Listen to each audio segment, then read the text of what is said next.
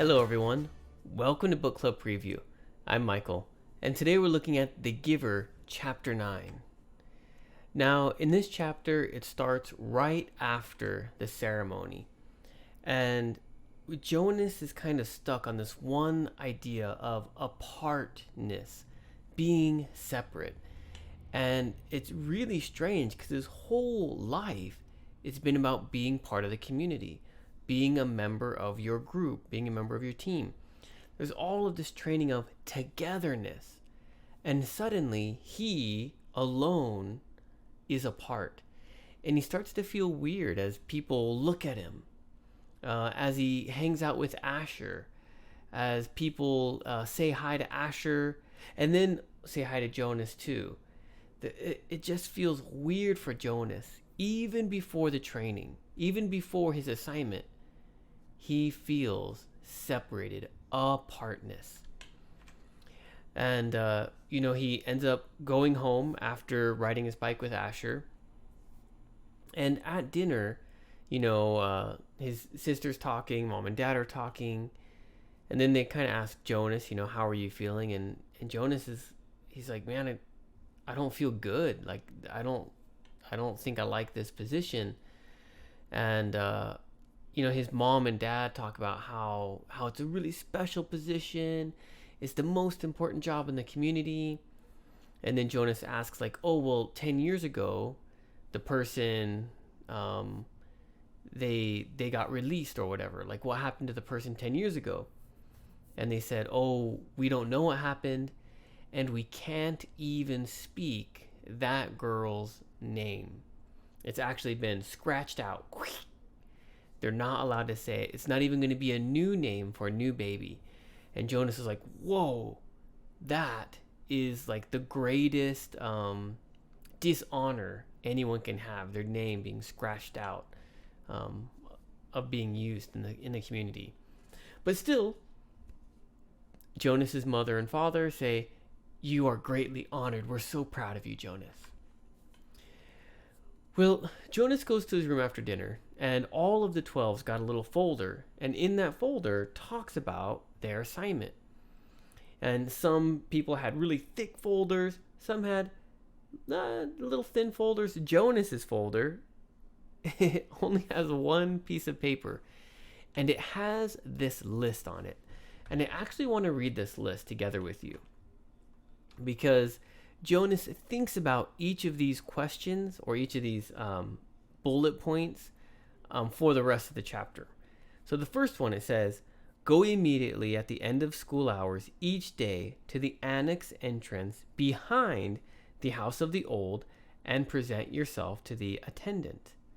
So that means that, Jonas is thinking, I'm not going to have any time to play with my friends anymore. My recreation time is gone. After I finish school, go immediately to training. And he feels a little sad about that. Number 2, go immediately to your dwelling at the conclusion of training hours each day. Same thing, after he finishes training, he can't go visit his friends and hang out. He has to go straight home. No recreation. Number 3, from this moment on, you are exempt from rules governing rudeness. You may ask any question of any citizen and you will receive answers. Wow. We talked a little bit about before sameness and differentness, only asking same questions with people. Well, now Jonas can ask it to anyone. He can ask anyone any question. And Jonas is kind of struck by this, because he's only ever been polite. But now he's free he's free to be rude if he wants to, or if he just wants to ask a question. Number 4, do not discuss your training with any member of the community, including your parents and elders. He doesn't really talk about that one in the reflection in the chapter. From this moment, you are prohibited from dream telling. Jonas doesn't feel like that's too big of a deal because he didn't dream that often. But if he did have a dream, what would he do? Oh, number 8. Maybe he would lie. Oh, lie. That's a hard thought. We'll come back to it. Number 6, You are exempt for, except for illness or injury unrelated to your training, do not apply for any medication. Jonas gets a little scared with this one because when he was little, he smashed his finger in a door. Ah! He called his mom, and his mom got him some medicine. He took the medicine. Oh, the pain went away. And he thought about that. Oh, what if I get hurt? Oh, okay, it just says unrelated to training. Okay, so if he gets sick or if he gets hurt, he can still take medicine. But then, wow, what about his pills that he takes in the morning? Doesn't know yet. And then number 7, you are not permitted to apply for release. That's a weird one. He doesn't really think about it because he never thought he'd ever apply for release. And then we go back to number 8. You may lie. And Jonas is like, oh my goodness. And that's how the chapter ends. Jonas is just like so shocked. I can lie? I've been trained since I was 3 years old to always tell the truth. Everyone in the community always tells the truth. What if other people got assignments that say they can lie? What if my parents had been lying to me? And he's just so blown away by this idea that suddenly people can lie. And he's like, well, what if I ask my parents if they lie? Oh, that would be so rude. But I can be rude. But what if I asked them, how would I know if they were telling the truth? Because they might have a piece of paper that said they could lie. Oh man, Jonas is just like, what is going on? His world has just been so mixed up from this list. But that's where the chapter ends, as he's contemplating, oh my goodness, everyone, all the adults could be lying in the community. Vocabulary. First one, throngs, is like group, as he's moving through the throngs of people, the groups, the masses. Dismount is to get off. Like we dismount a horse, we dismount a bike. We don't dismount a bus. We get out of a bus. But if you're riding on top, we dismount. And to mount means to get like on. Relish is to just enjoy. I think like relish studying maybe. Oh, his friend relishing reading the science manual. Ooh, oh, it's so fun and exciting. Exempt means does not apply to you. So for example, everyone must tell the truth. You are exempt from telling the truth. You don't have to tell the truth.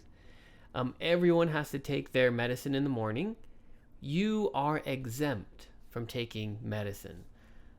Wow.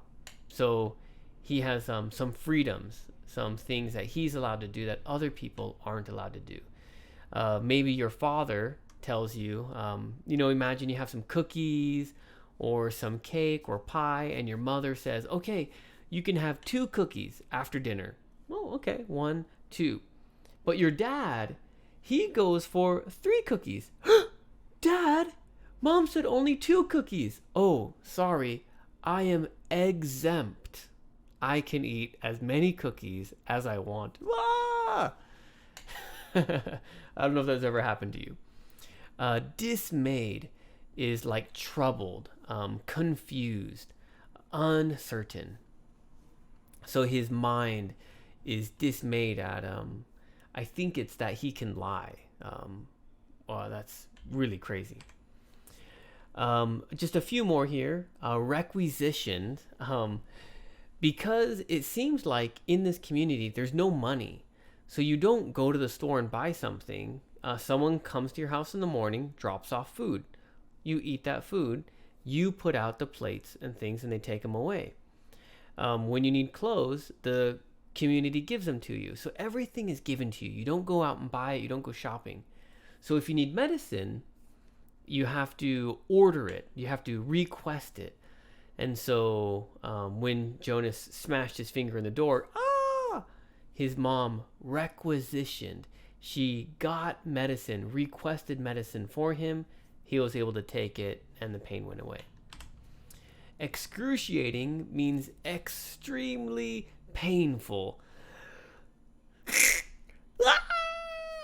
Oh man, that would hurt so bad. That would be excruciating if you broke your finger. If you bit your finger, ow, that would hurt. If you broke it, oh man, so painful, excruciating. Well, integral means essential, important, needed. So I can't remember integral. Something is integral. Maybe telling the truth is an integral part of society. Maybe that's what he is saying. But it's essential. It's very important. Foundational. Reeled. That's kind of like being so confused you kind of throw your head back. Whoa. Okay. It's a feeling. And it could be an action too. But I think his mind reeled from all of the different information that he was getting. It's just like if you think of a wheel, it goes around in a circle, and that's kind of like your mind, right? When you get confused or goes backwards. Whoop. Okay. Discussion question: have you ever felt apart, or as Jonas would say, apartness? Have you ever felt like you were kind of outside of the group, at church, at school, in your family? Have you ever felt like you were alone and other people were doing something else? What was that like? And of course, please write your own discussion question. That is all the time that we have for today. But thank you so much for joining me for this episode of Book Club Preview. I'll see you soon. Bye-bye. Hey, if you have any questions about the video today, please feel free to leave a comment in the comment section. If you had any other vocabulary words that you wanted to know what they meant, let me know. And also, if you're interested in maybe joining one of these book clubs, please leave a comment and I'll get back to you. Thank you so much for watching. Bye-bye.